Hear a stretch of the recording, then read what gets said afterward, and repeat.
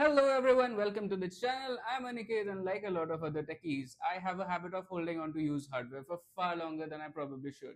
This laptop has been with me since 2018. It has survived college, internships, AI training, gaming sessions, being left on for weeks at an end as a media server, and now apparently its own death. Recently it started failing, so I decided why not push it to the limits and try to use it as a gaming console. The first step was making sure the hardware itself wasn't holding me back.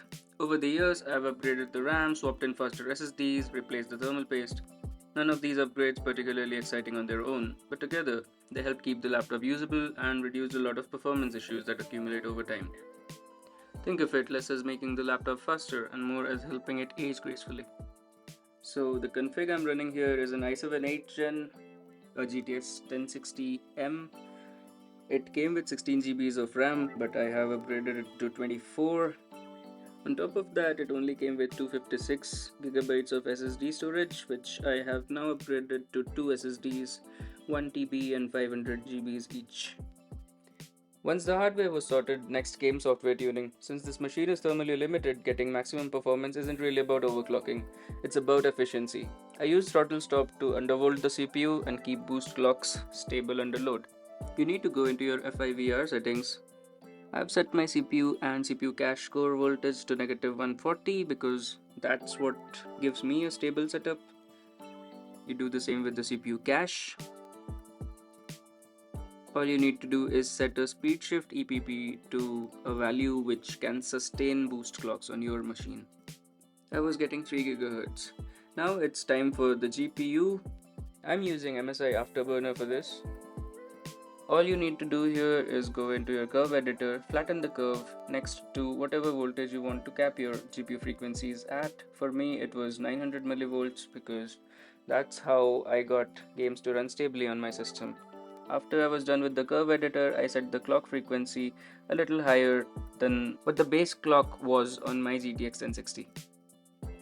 Once performance was sorted, I wanted the experience to feel less like a laptop and more like a console. So now my laptop lives permanently beside my TV.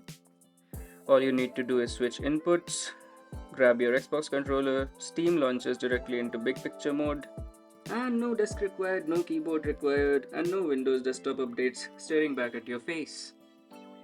Forza Horizon was the perfect test. It's visually demanding, looks fantastic on a TV, and remains one of my favorite games for switching my brain off after work.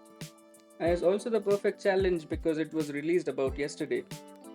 Now obviously this isn't competing with modern gaming desktops, but that's really not the point. The point is that hardware people write off as obsolete often has plenty of life left in it. I was able to game at 1080p 60 FPS at a medium preset. Now even on aging hardware, the experience was surprisingly playable. And after all the upgrades and tuning, here's some gameplay footage I captured. And yes, before anyone points it out, I am recording the TV screen because at this point, every FPS counts and I would rather spend my GPU performance on the game rather than recording software.